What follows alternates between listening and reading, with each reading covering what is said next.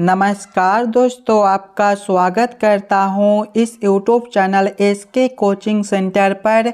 दोस्तों, आज हम लोग रीजनिंग के पार्ट नंबर 5 को देखने वाले हैं और इस वाले पार्ट के अंदर हम लोग रीजनिंग के 10 अलग अलग प्रकार के इम्पोर्टेंट प्रश्न को देखेंगे जो कि आपको आने वाले आगामी सभी परीक्षाओं के लिए काफ़ी महत्वपूर्ण होने वाला है। तो ये सभी प्रश्न को पहले आप लोग वीडियो को रोककर खुद से ज़रूर सॉल्व करने की कोशिश कीजिएगा और वीडियो में आप लोग हमारे साथ अंत तक ज़रूर बने रहिएगा। सभी प्रश्न को हम लोग एकदम शॉर्ट ट्रिक के साथ सॉल्व करेंगे। तो चलिए हम लोग 1 नंबर क्वेश्चन की ओर चलते हैं। ये रहा क्वेश्चन नंबर 1। क्वेश्चन नंबर 1 आपको कह रहा है लुप्त संख्या ज्ञात करें। ये जो प्रश्न है ये आपका मिसिंग नंबर से रिलेटेड प्रश्न है। यहाँ पर एक क्वेश्चन मार्क दिया गया है। इस वाले क्वेश्चन मार्क पर कौन सा संख्या भरा जाएगा ये हम लोगों से पूछ रहा है। जब भी आपको इस प्रकार के प्रश्न देखने को मिले तो सबसे पहले आप लोग क्वेश्चन के पैटर्न को समझने की कोशिश कीजिएगा। अगर आप लोग ध्यान से देखिएगा प्रश्न को तो इस वाले लाइन से देखिए आपका बड़ा बड़ा संख्या दिया गया है। यानी कि दोस्तों ऐसे प्रश्न को पहले हम लोग इस वाले लाइन से सॉल्व करने की कोशिश करेंगे। पहले हम लोग ये समझने की कोशिश करेंगे 4, 5 और 6 से हम लोग 125 किस प्रकार से ला सकते हैं। आप लोग वीडियो को रोककर अपना दिमाग लगाकर इस वाले प्रश्न को पहले खुद से ज़रूर सॉल्व करने की कोशिश कीजिएगा। सबसे पहले हम लोगों को क्या करना है, ये तीनों संख्या से 125 लाना है। अगर ये तीनों संख्या को हम लोग आपस में गुना करके देखते हैं तो 4 गुना 5 जो है हमारा 20 हो जाएगा और 20 गुना 6 करेंगे तो हमारा जो है 120 हो जाएगा। लेकिन यहाँ पर देखिए 125 दिया गया है। अगर आप लोग ध्यान से देखिएगा बीच वाला संख्या को तो बीच वाला संख्या आपका 5 दिया गया है। यानी कि अगर हम लोग प्लस कर देते हैं बीच वाला संख्या 5 तो हमारा कितना बनेगा, 125 बनेगा। 125 आपका यहाँ पर दिया गया है। यही सेम आगे करेंगे। पहले ये तीनों संख्या को आपस में गुना करेंगे तो 8 गुना 9 हमारा कितना हो जाएगा, 72 हो जाएगा। और जब हम लोग 72 गुना 7 करेंगे तो ये हमारा 504 हो जाएगा। प्लस करेंगे बीच वाला संख्या आपका 9 दिया गया है तो प्लस करेंगे हम लोग 9। 504 प्लस 9 कितना होता है तो 513 होता है।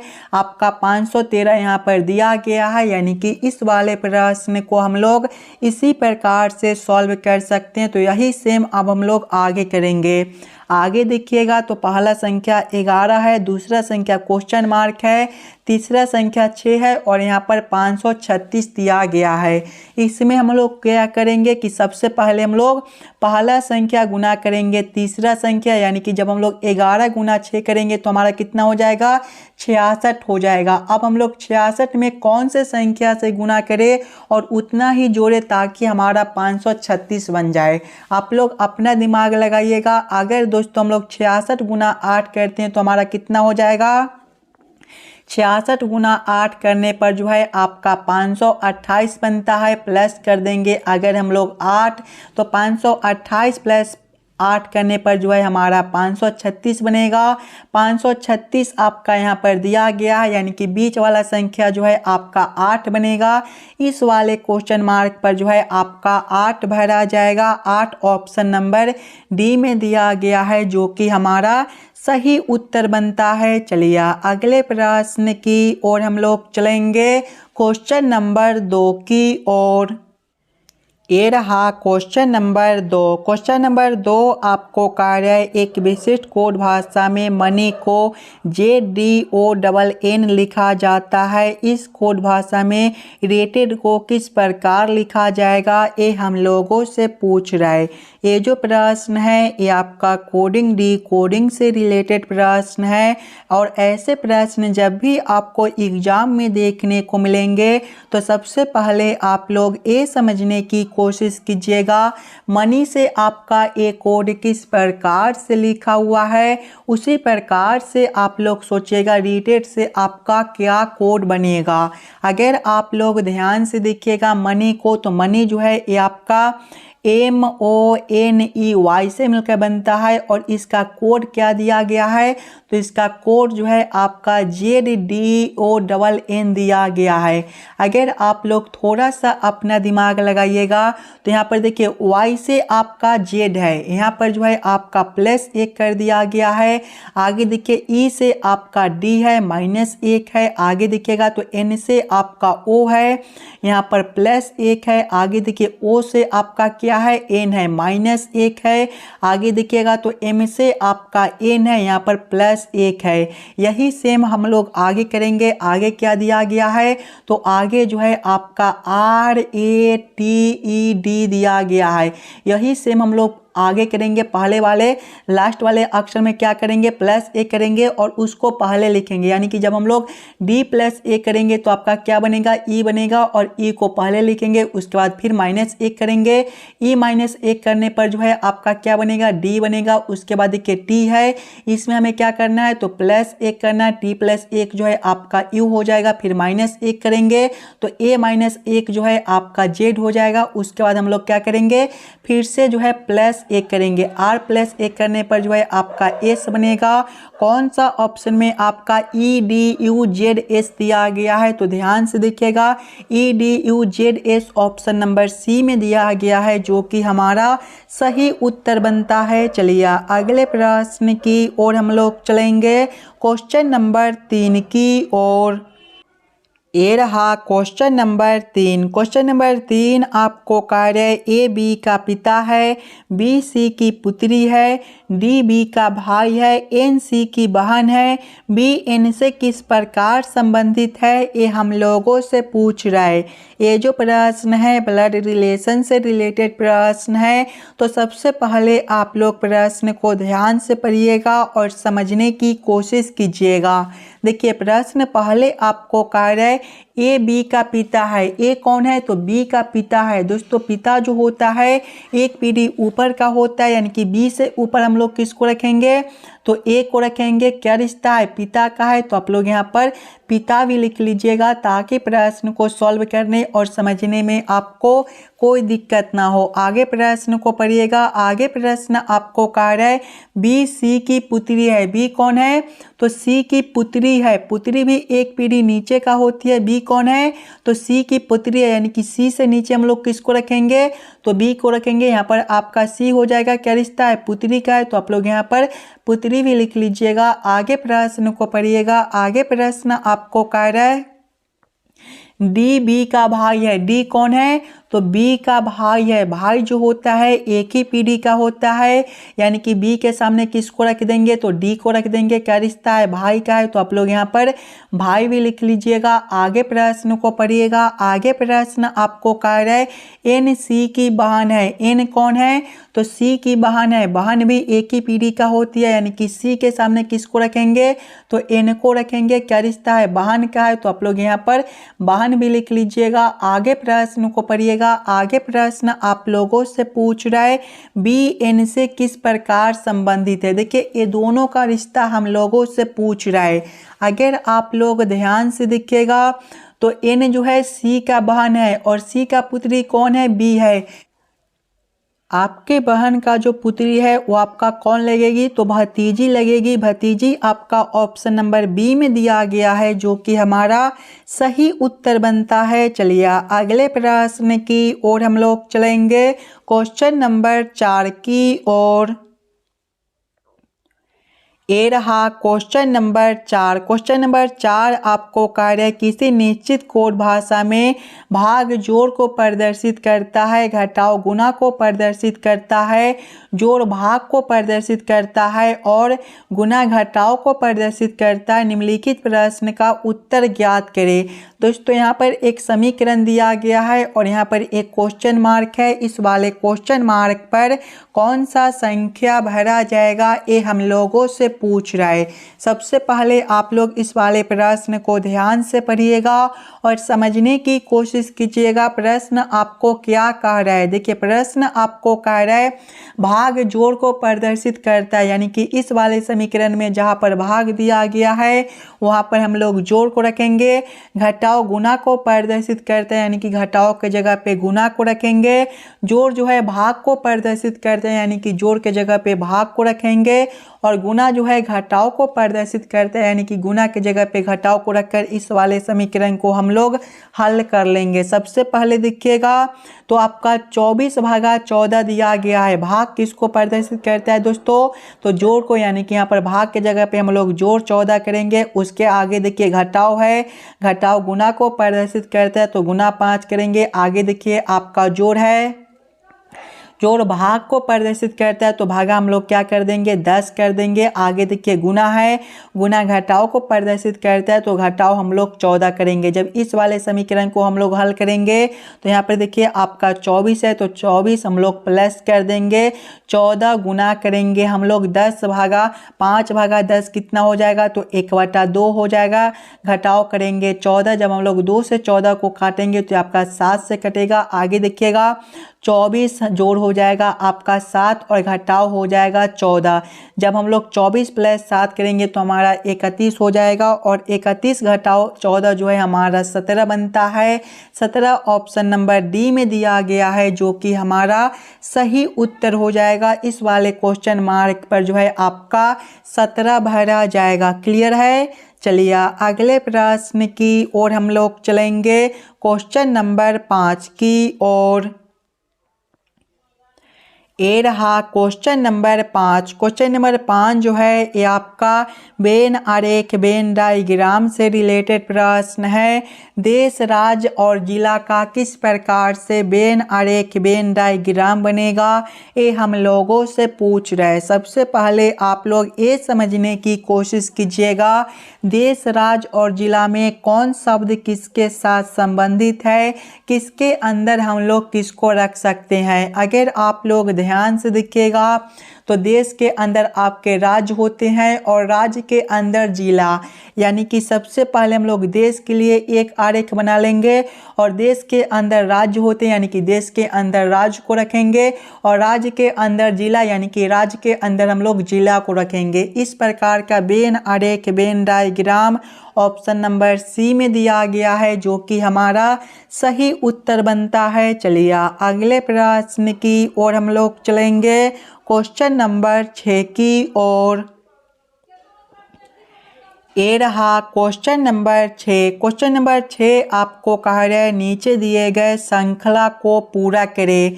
दोस्तों ये जो प्रश्न है श्रृंखला सीरीज से रिलेटेड प्रश्न है। एक श्रृंखला सीरीज दिया गया है और यहाँ पर एक क्वेश्चन मार्क है। इस वाले क्वेश्चन मार्क पर कौन सा संख्या भरा जाएगा ये हम लोगों से पूछ रहा है। सबसे पहले आप लोग श्रृंखला सीरीज को ध्यान से देखिएगा और समझने की कोशिश कीजिएगा। श्रृंखला सीरीज को देखिएगा तो पहले 14 है, 14 के आगे 17 है और 17 के आगे 21 है। अगर दोस्तों हम लोग 14 से एक संख्या छोड़कर देखते हैं तो आपका 21 है, यहाँ पर +7 कर दिया गया है। उसी प्रकार से 21 से एक संख्या छोड़कर देखते हैं तो आपका 28 है, यहाँ पर भी आपका +7 है। उसी प्रकार से जब हम लोग आगे 28 से एक संख्या छोड़कर देखते हैं तो आगे क्वेश्चन मार्क है। देखिए +7 यानी कि आगे भी +7 कर देंगे।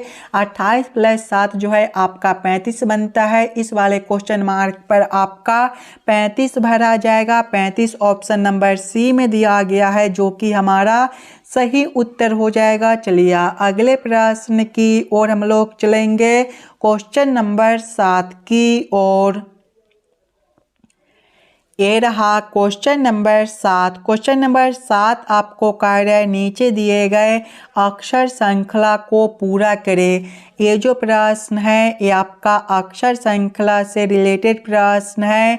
एक अक्षर श्रृंखला दिया गया है और यहाँ पर 2 क्वेश्चन मार्क है। ये दोनों क्वेश्चन मार्क पर कौन से अक्षर भरे जाएंगे ये हम लोगों से पूछ रहा है। ये भी प्रश्न इम्पोर्टेंट प्रश्न है, तो पहले आप लोग अक्षर श्रृंखला को ध्यान से देखिएगा और समझने की कोशिश कीजिएगा किस प्रकार का अक्षर श्रृंखला दिया गया है, कैसे हम लोग जल्द से जल्द सॉल्व कर सकते हैं। अगर आप लोग ध्यान से देखिएगा अक्षर श्रृंखला को तो पहले आपका B है, B के आगे P है और P के आगे E है। दोस्तों B के करीब का अक्षर कौन है तो आपका E है, यानी कि यहाँ पर भी हम लोग एक अक्षर छोड़कर देखेंगे, यानी कि जब हम लोग B से E को देखते हैं तो यहाँ पर जो है आपका +3 कर दिया गया है।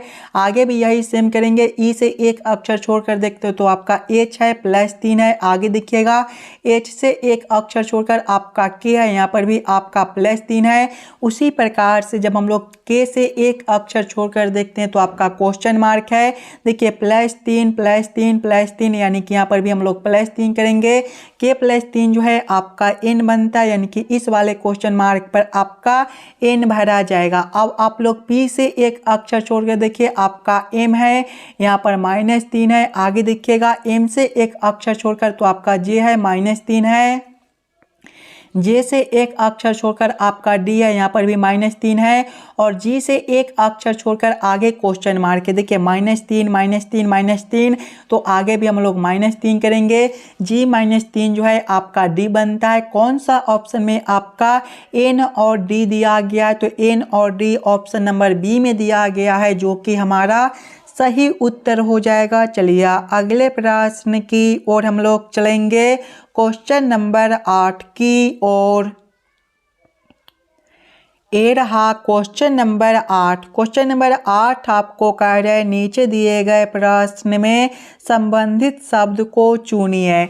इस बार आपको संबंधित शब्द चुनने के लिए बोला जा रहा है। जिस प्रकार से कलम का संबंध लिखना के साथ है उसी प्रकार से हम लोगों से पूछा जा रहा है ये दोनों क्वेश्चन मार्क पर कौन से शब्द संबंधित भरे जाएंगे। अगर आप लोग ध्यान से देखिएगा तो कलम से हम लोग क्या करते हैं, लिखने का काम करते हैं, तो कलम से लिखना लिखा हुआ है।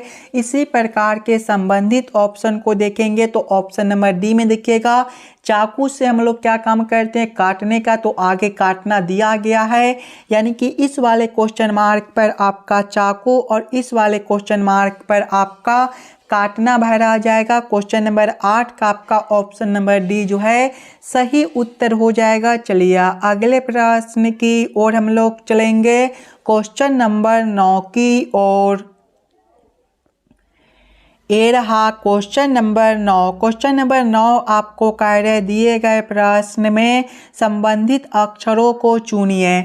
इस बार आपको संबंधित अक्षर चुनने के लिए बोला जा रहा है। जिस प्रकार से AG का संबंध ZD के साथ है उसी प्रकार से हम लोगों से पूछा जा रहा है JD का संबंध कौन सा अक्षर के साथ होगा जो इस वाले क्वेश्चन मार्क पर भरे जाएंगे। दोस्तों एकदम आसान सा प्रश्न है। अगर आप लोग ध्यान से देखिएगा सिंगल अक्षर को तो A से आपका Z है। दोस्तों A का जो विपरीत अक्षर होता है वो आपका Z होता है। A जो है ABCD के सीधे क्रम में पहले नंबर पर होता है और Z जो है ये आपका ABCD के उल्टे क्रम में पहले नंबर पर होता है। इसी को हम लोग विपरीत अक्षर बोलते हैं। इसको आप लोग जरूर याद कर लीजिएगा। आगे देखिएगा तो G से आपका T है, यहाँ पर भी विपरीत अक्षर है, तो यही सेम आगे करेंगे। J है, J का जो विपरीत अक्षर है वो आपका Q होता है। D है, D का जो विपरीत अक्षर है ये आपका W होता है। कौन सा ऑप्शन में Q और W दिया गया है तो Q और W ऑप्शन नंबर C में दिया गया है, जो कि हमारा सही उत्तर बनता है। चलिए अगले प्रश्न की ओर हम लोग चलेंगे, क्वेश्चन नंबर 10 की ओर। ये रहा क्वेश्चन नंबर 10। क्वेश्चन नंबर 10 आपको कह रहे हैं नीचे दिए गए प्रश्न में संबंधित संख्या को चुनिए। इस बार आपको संबंधित संख्या चुनने के लिए बोला जा रहा है। जिस प्रकार से 15 का संबंध 26 के साथ है, उसी प्रकार से हम लोगों से पूछा जा रहा है ये दोनों क्वेश्चन मार्क पर कौन से संख्या संबंधित भरे जाएंगे। अगर आप लोग ध्यान से देखिएगा तो अगर हम लोग 15 + 11 कर देते हैं तो हमारा 26 हो जाता है।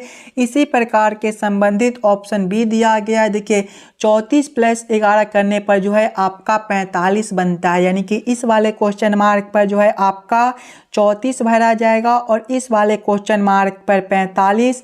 आशा करता हूँ दोस्तों आप लोग सभी प्रश्न को बढ़िया से समझ गए होंगे। अगर आपको किसी भी प्रश्न में कहीं पर भी कोई दिक्कत हो तो हमें ज़रूर कमेंट करके बताइएगा। और आप लोग इस वाले यूट्यूब चैनल पर नए हो तो चैनल को सब्सक्राइब और वीडियो को लाइक ज़रूर करके जाइएगा। चलिए हम लोग मिलते हैं आपसे अगले वीडियो में। धन्यवाद।